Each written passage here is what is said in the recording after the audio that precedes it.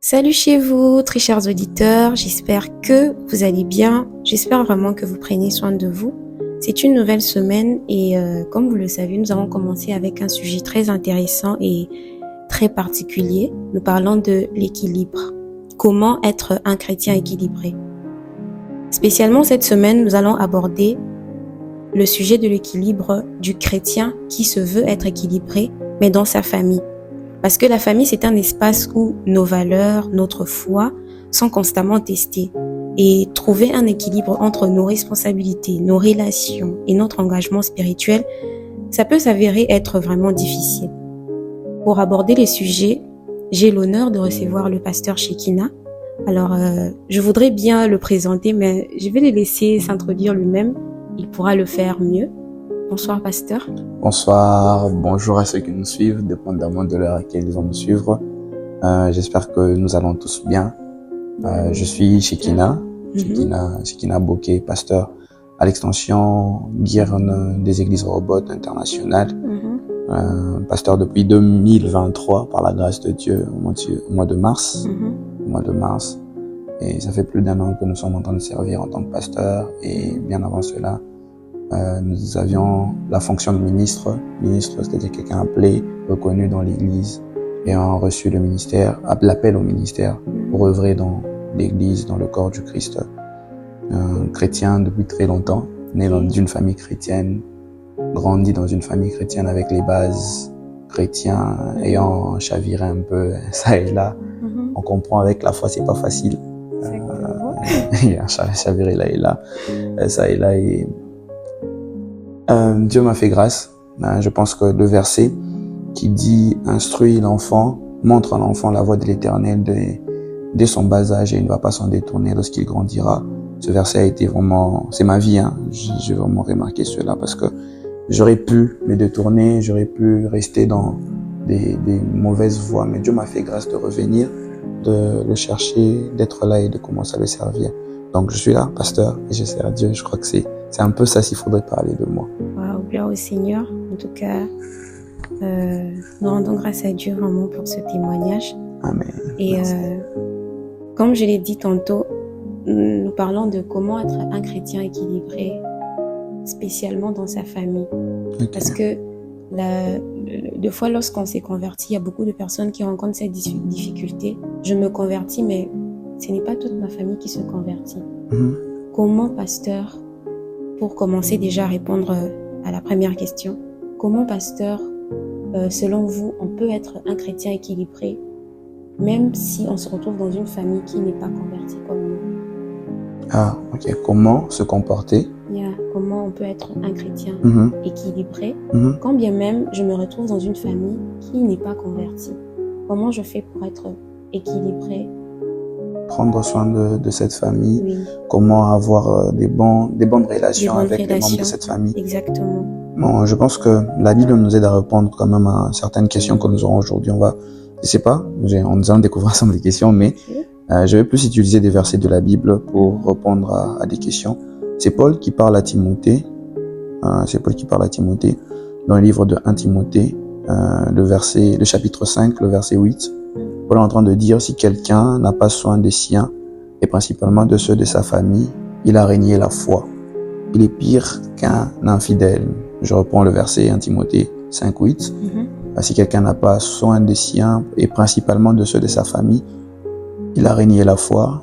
Il est pire qu'un infidèle.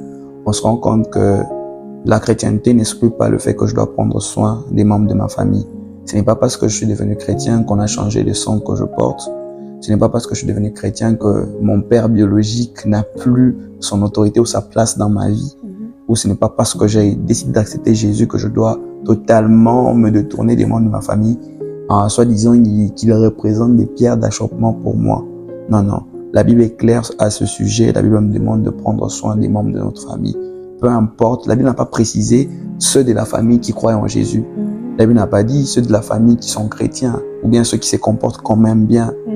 La Bible a parlé des membres de la famille, c'est-à-dire si quelqu'un est membre de ma famille, si quelqu'un a décidé, Dieu par sa grandeur, dans sa prévoyance, il a prévu que j'appartienne à la famille Bokeh par exemple pour moi, peu importe la religion, peu importe que mon grand-père, c'est un exemple que je donne, je dis pas que mon grand-père est comme ça, même s'il est féticheur, tant qu'il est membre de ma famille, je dois prendre soin de lui. C'est pas parce que tu es un membre de la famille qui est sorcier, il est malade à l'hôpital, tu ne vas pas lui rendre visite. Tu vas pas lui rendre visite, tu vas pas visiter, tu vas pas lui donner quelque chose, soutenir la personne financièrement. Tant que la personne est membre de ta famille, tu as l'obligation, étant chrétien, de montrer l'exemple en démontrant l'amour. Les premières personnes vers qui nous devons montrer ou démontrer cet amour, c'est les membres de notre famille. On n'attend pas ce que nous soyons en train de démontrer l'amour seulement chez les pauvres ou chez les personnes qui souffrent. Non, montre-nous d'abord ta capacité à aimer les membres de ta famille. D'ailleurs, même pour choisir un ancien dans l'ancienne église, la nouvelle église, l'église de l'ancienne génération, l'apôtre Paul est en train de dire à Timothée qu'il puisse voir des personnes qui sont des pères des familles. C'est-à-dire, on observait la manière de gérer la maison de la personne. Donc, sa capacité à gérer sa famille pouvait sélectionner la personne à être quelqu'un de responsable à l'église. On ne peut pas prendre un responsable à l'église quelqu'un qui n'a pas des bonnes relations avec les membres de sa famille, quelqu'un qui est toujours en désaccord avec les membres de sa famille. En quoi tu es chrétien si tu n'arrives pas à vivre en paix avec les autres? Rechercher la paix avec tous. Rechercher la paix avec tous, nous dit la Bible. Donc c'est un peu ça que je peux donner comme réponse. Ok. Et pendant que il y a une chose que vous avez relevée pendant que vous étiez en train de parler, qui me pousse à vous demander cette question, pasteur. Pensez-vous qu'il y a des conséquences sur la vie spirituelle et personnelle d'un chrétien qui n'est pas équilibré dans sa famille? Pour lui, ce qui compte, c'est sa relation avec Dieu. Il cherche à être un bon chrétien à l'extérieur. Mais comme vous avez dit, dans sa famille, peut-être il y a un sorcier et tout. Et il se comporte de manière très sévère avec la personne. Pensez-vous qu'à cause de cet agissement, parce qu'il y a ce manque d'équilibre, cela peut avoir des conséquences dans sa vie spirituelle et personnelle? Ok. Les conséquences, déjà, l'humain, c'est un être qui a été créé avec cette habilité ou bien cette facilité à être centré sur lui-même. C'est-à-dire l'humain d'abord centré sur lui-même. Il pense à lui-même. Et dans toutes les relations que nous avons, nous voulons recevoir du bien des relations. Et à chaque fois que quelqu'un ne m'apporte pas quelque chose de bien dans la relation, ou bien qu'une relation ne m'apporte pas quelque chose de bien, je traite cette relation de relation toxique. Donc, si cette personne, ce chrétien, a des relations toxiques dans sa famille, cette personne est malheureuse. Pourquoi? C'est Dieu, Jésus donne la joie, Jésus donne le bonheur, mais Dieu nous a placés dans des familles pour que nous puissions aussi avoir un certain repos. Il est vrai que je ne serai pas toujours le meilleur ami de tous les membres de ma famille, de tous mes cousins, mais dans la famille, il y aura 2, 3, 4, 5 personnes sur qui je pourrais compter. Vous allez vous rendre compte avec moi que sur cette terre, il n'y a que 2 personnes qui prient pour qu'ils puissent mourir avant nous. Nous avons nos parents. Même nos grands frères, des fois, ils espèrent pas qu'ils espèrent que nous puissions mourir, mais ils ne veulent pas peut-être partir avant nous. Mais aucune mère ne va te dire qu'elle voudrait que tu meurs avant elle. Ou aucun père ne va te dire qu'il voudrait que son fils puisse partir avant lui. Nous avons certains membres de nos familles, les parents par exemple, les frères, qui seront toujours là. Tu peux même prendre de l'argent de ton frère, tu ne rembourses pas. C'est pas pour autant qu'il arrête d'être ton frère. Il y a certaines choses, il y a certains appuis, il y a certains bénéfices que nous avons d'avoir des très bons membres de famille. Et à chaque fois que quelqu'un a des problèmes dans sa famille, cette personne est malheureuse. C'est-à-dire, elle peut bien avoir des amis. Le proverbe nous dit, l'ami aime en tout temps, dans les temps de malheur, il devient un frère. Ok? Oui, je peux avoir ces genres d'amis. Mais il viendra un moment où l'ami là aura à choisir entre sa famille et moi.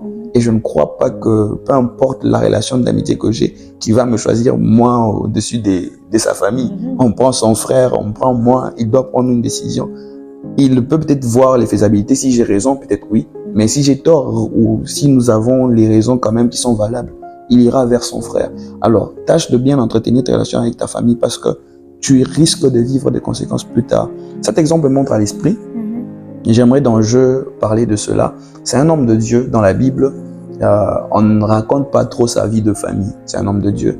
On voit que cet homme était trop là, disponible pour la nation, disponible pour le peuple, toujours là, donnant des prophéties, écoutant les paroles, les plaintes du peuple. Il était vraiment investi dans le peuple. Mais vous allez vous rendre compte, j'aimerais que vous puissiez peut-être chercher le verset. C'est 1 Samuel, le verset 2. 12, ok, Samuel, le verset 1, le 1 Samuel, le chapitre 2, le verset 12, la Bible dit, les fils d'Élie étaient des hommes pervers, ils ne connaissaient point l'Éternel. Élie se donnait pour le peuple.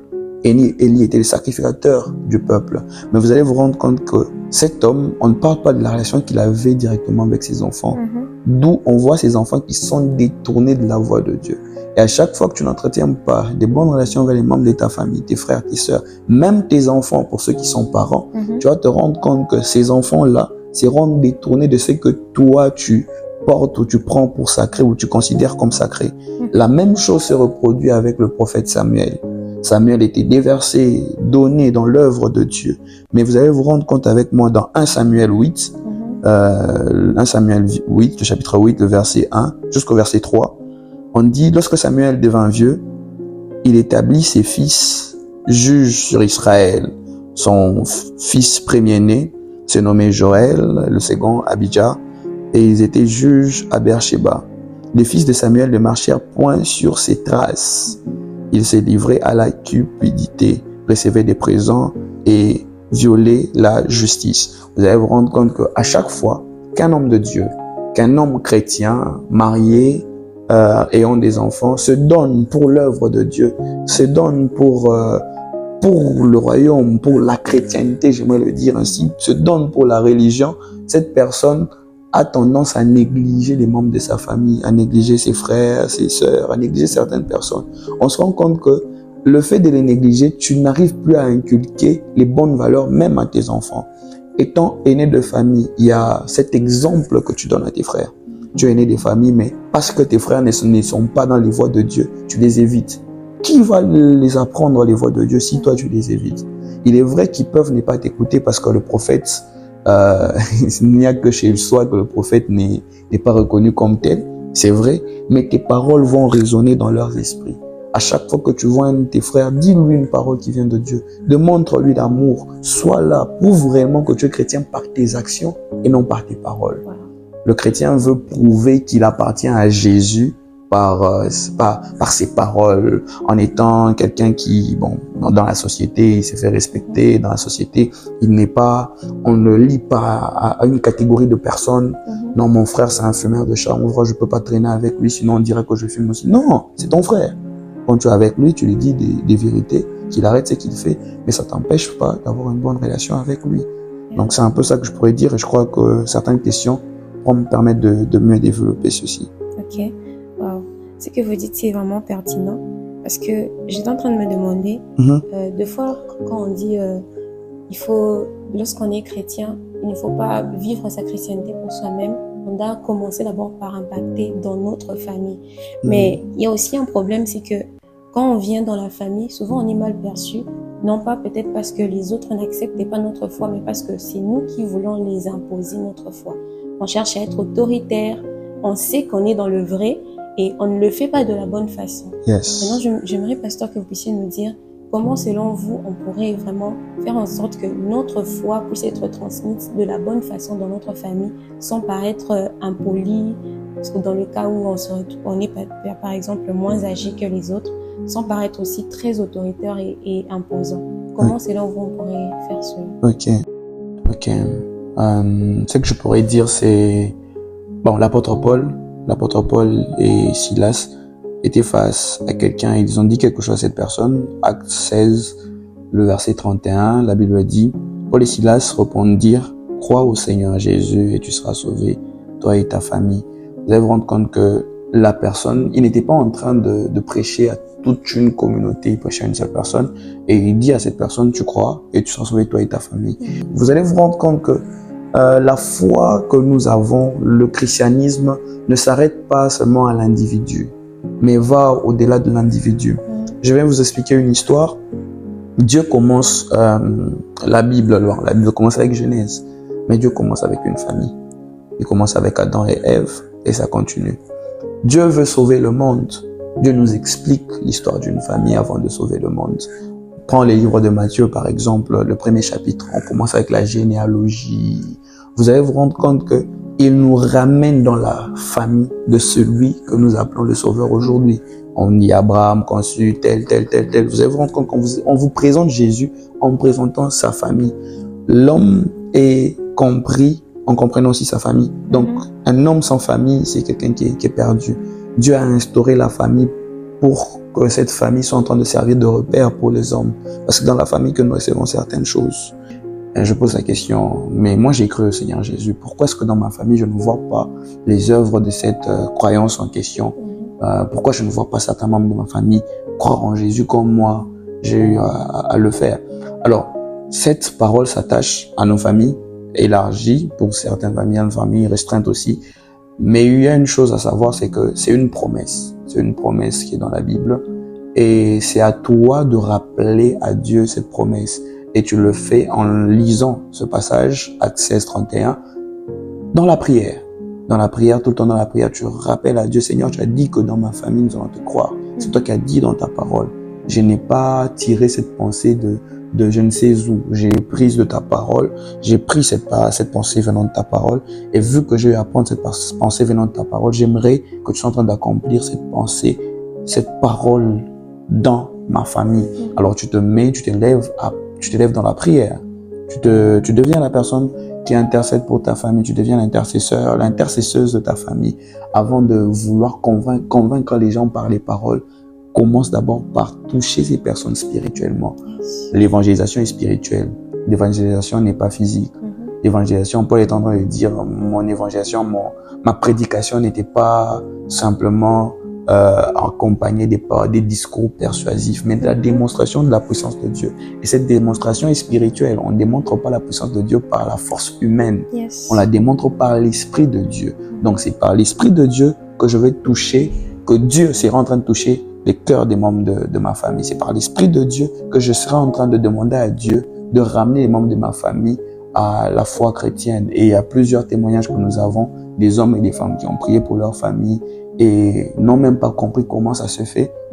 Les membres de la famille ont eu à donner leur vie à Jésus. Le problème avec certains membres de nos familles ou certains chrétiens dans les familles, c'est que ces chrétiens veulent être les responsables spirituels de la famille.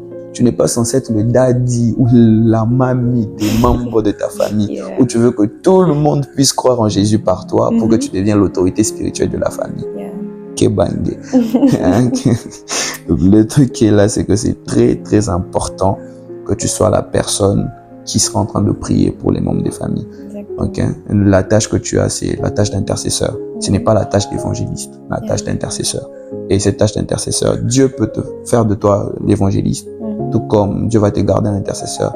Il y aura un homme de Dieu de je ne sais où qui viendra pour parler à un membre de ta famille. Alors continue à prier, ça peut te prendre 10 ans, 15 ans, 20 ans. Mais une chose est sûre, c'est que Dieu fera tout pour qu'ils aient l'opportunité de donner leur vie à Jésus avant qu'ils puissent mourir. Amen. Donc, Dieu fera tout. Yes. J'aime vraiment ça parce que j'ai moi-même été confrontée à ça. Lorsque je me suis convertie, je voulais à tout prix en fait que ma famille, mes frères, vu que je suis l'aînée de ma famille, je voulais qu'on suive le même rythme en fait.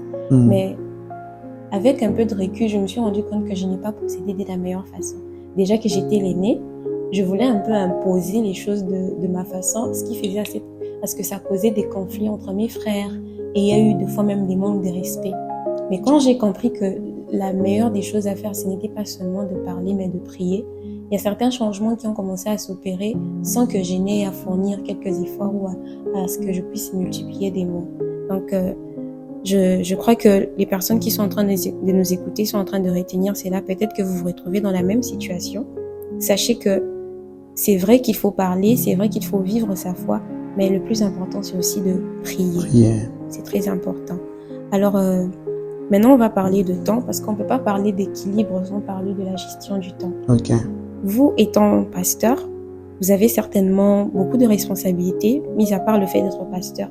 Alors, comment vous conciliez toutes ces responsabilités-là? Vous avez des responsabilités dans votre famille, dans votre vie professionnelle, dans votre vie personnelle. Comment, en fait, faire en sorte que toutes ces responsabilités ne puissent pas emboîter, en fait, dans votre relation que vous avez avec votre famille? Parce que vous êtes pasteur, vous ne négligez pas peut-être certains aspects qu'il y a à faire ou certaines responsabilités qu'il y a dans la famille. Ok. Déjà, il faudrait savoir que être chrétien ne fait pas de toi quelqu'un qui vit au ciel, où tu n'es pas en train d'échanger avec des personnes sur cette terre. Il est très difficile de garder l'équilibre. Hein? Il est très difficile. C'est quelque chose de difficile, mais de très important. Ok. Alors, chaque chrétien doit chercher à atteindre cet équilibre-là. L'équilibre entre le travail, la famille, l'église, les amis. C'est important de garder cet équilibre. Alors, c'est que je pourrais conseiller à quelqu'un de pratiquer, c'est d'accorder, par exemple, chaque semaine, un jour aux membres de la famille. Parce que il y a des jours de travail, tu as 5 jours de travail, chaque jour tu pries. Et c'est pas tout le temps que tu es libre, tu es fatigué, tu as besoin de repos. Et tes temps de repos, tes temps libres, même peut-être 15 minutes par jour. Tu appelles un membre de la famille, tu crées un membre de la famille, tu prends des nouvelles d'un membre de la famille. Et je crois que ça te permettra à chaque fois d'être quand même présent dans la vie de chacun d'entre eux. Et une chose que moi je pratique, c'est à chaque fois qu'il y a un problème, ou à chaque fois qu'un membre de la famille, surtout proche, a un problème, j'ai fait de tout pour être présent. À chaque fois qu'un ami a un problème, je le fais de tout pour être présent. Il est vrai, je peux être occupé à préparer peut-être une prédication, à me préparer pour un culte.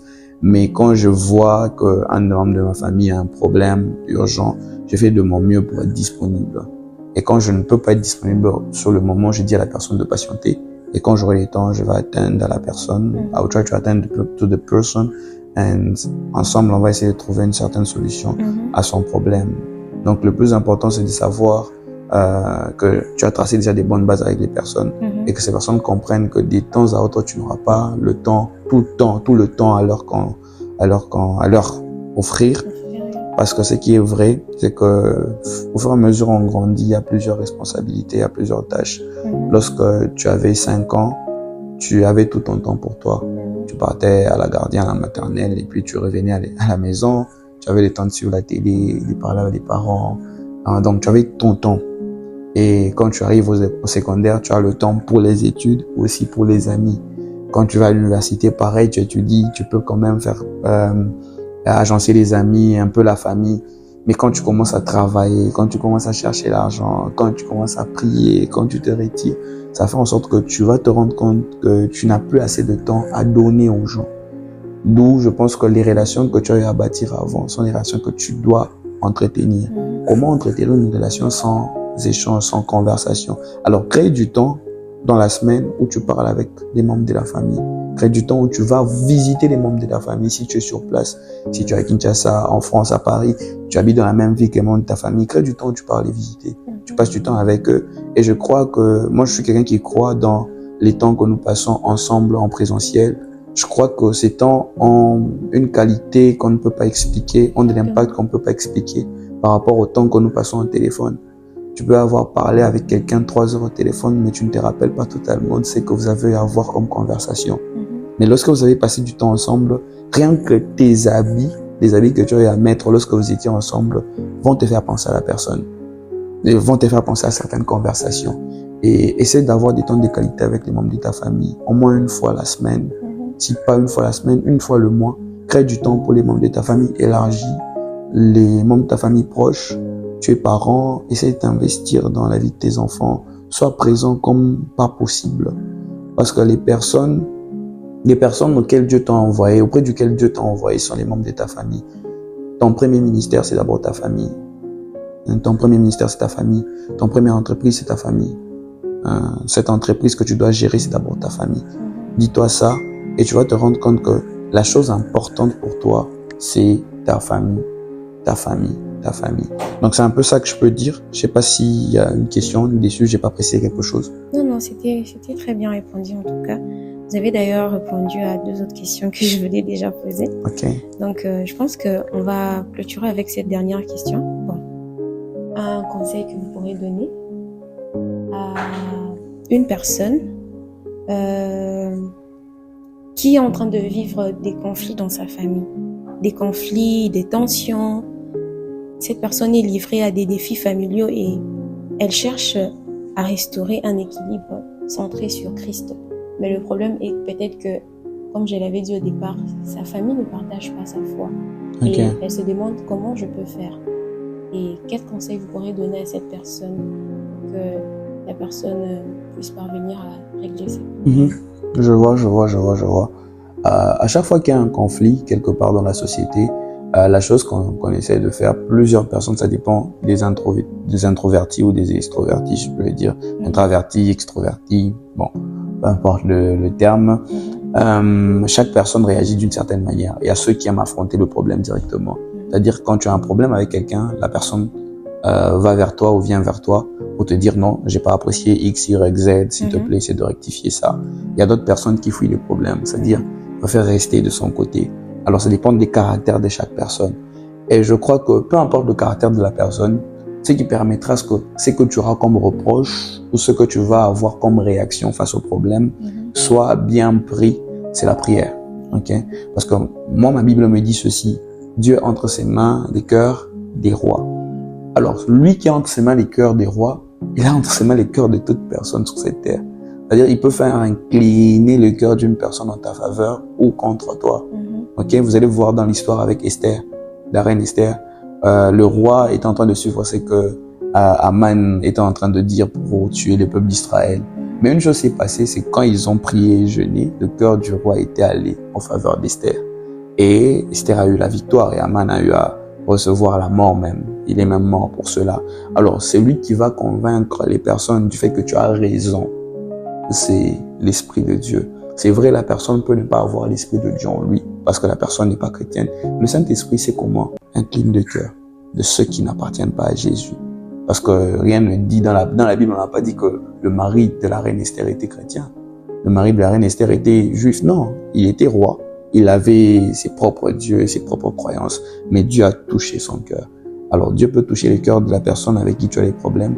Et lorsque tu vas approcher la personne, parle à la personne avec amour. Le problème avec le chrétien, le problème avec l'humain, c'est quand on approche les gens, on se victimise ou on veut que la personne comprenne que nous avons mal. Non, dis à la personne que tu n'as pas apprécié certaines choses, mais fais-le avec amour. Une phrase que j'ai toujours en tête, c'est que à chaque fois que tu as raison, tu peux perdre aussi la raison par ta manière de réagir. Je peux bien avoir raison de me fâcher contre toi parce que peut-être tu arrives en retard, mais si je te parle mal dans ma manière de te faire comprendre que tu arrives en retard, je perds ma raison. Alors, garde la raison que tu as, la sagesse du Saint-Esprit que tu as reçue à travers la parole de Dieu, sont en train d'utiliser cette sagesse-là pour permettre aux personnes, aux gens de comprendre que tu as raison et utilise la prière. C'est-à-dire, prie avant de partir rencontrer la personne pour échanger. Donc, la prière est la clé. Aujourd'hui, dans tout ce que nous avons à dire, moi, j'aimerais que quelqu'un puisse se rendre compte que tout problème, tout ce qu'il y a dans nos familles, on peut le résoudre par la prière. La prière. Persévérons dans la prière, c'est très important. Oui. Alors, pasteur, je ne sais pas si vous avez quelque chose d'autre à ajouter en ce qui concerne l'équilibre, pas seulement dans la famille, mais en tant que chrétien, parce que le chrétien, il est d'abord chrétien et il se retrouve dans sa famille. Alors, je ne sais pas si vous avez un mot à ajouter ou un point que vous pourrez peut-être aborder afin d'enrichir encore le sujet pour que chaque personne puisse parvenir en fait à s'identifier sur le problème que nous abordons aujourd'hui. Alors, comme j'ai dit, bon, j'aime les histoires de la Bible. Hein. Alors, il y a cette histoire qui me revient. Avec Gédéon. Gédéon reçoit la visitation d'un ange. L'ange lui donne la mission qu'il est censé accomplir. Et Gédéon se minimise d'abord. Il parle même de sa famille. Bon, je commence d'abord par la famille, puis je vais finir avec l'équilibre dans tous les domaines. Gédéon, il dit, je suis le plus petit de ma famille et ma famille est la moins considérée de notre tribu. Alors, il avance cela pour dire que la position qu'il occupe dans sa famille ne lui permet pas de faire certaines choses. Alors, j'aimerais dire à un chrétien, à une chrétienne, à quelqu'un qui croit en Jésus, de ne pas se sous-estimer dans ce qu'il est en train de faire, de ne pas se sous-estimer ou ne pas sous-estimer la tâche qu'il a reçue dans sa famille. Il est vrai que tu peux être le cadet de ta famille, mais c'est par toi que plusieurs vont recevoir Jésus. Par tes petits messages, par les versets que tu envoies, par les encouragements que tu donnes à ton frère, à ta sœur, les gens peuvent donner leur vie à Jésus. Être équilibré, c'est aussi se charger des membres de sa famille. Être équilibré, c'est aussi être présent dans la vie des membres de ta famille. Et la manière que tu peux utiliser pour être présent, c'est envoyer des versets, partager une prédication que tu vois, une leçon de la vie, Donc, ne te considère pas petit, ne te considère pas moins sage. Prends ce que Dieu a dit de toi que tu es. Cette identité que Dieu t'a donnée te permettra de bien traiter tes relations avec les membres de ta famille. Et une autre chose que j'aimerais rajouter, c'est Paul qui est en train de parler à Timothée. Il dit que personne ne méprise ta jeunesse, mais sois un modèle pour les fidèles en parole, en conduite, en charité, en foi, en pureté.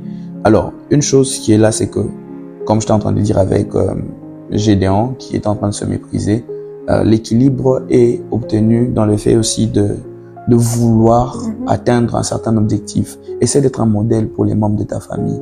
Essaie d'être un modèle pour toi-même, un modèle pour tes frères, un modèle pour tes enfants. Parce que si tu voudrais que tes enfants se comportent d'une certaine manière, on va aller avec ça, la projection par exemple. Si tu as des enfants, tu n'aimerais pas que tes enfants soient éloignés de toi. Même lorsqu'ils auront grandi, tu aimerais que tes enfants soient tout le temps en train de t'appeler, te chercher, prendre soin de toi.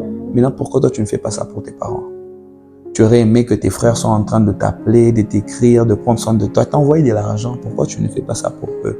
Tu aimerais que les oncles de tes enfants soient présents pour eux. Tu es aussi oncle, tu es aussi tante, sois présent pour tes neveux. C'est que tu aimerais que tes enfants, toi-même, tes proches sont en train de recevoir, ou que toi tu sois en train de recevoir d'eux, sont en train de les donner.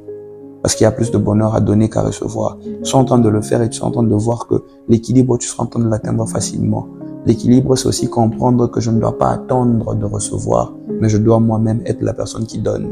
Je ne dois pas attendre de recevoir l'appel de quelqu'un, mais je dois moi-même répondre. Je ne dois pas moi-même attendre que les gens viennent vers moi, mais je dois aussi apprendre à aller vers les autres. Je ne dois pas moi-même attendre qu'on puisse me demander de faire quelque chose, mais je peux le faire aussi seul.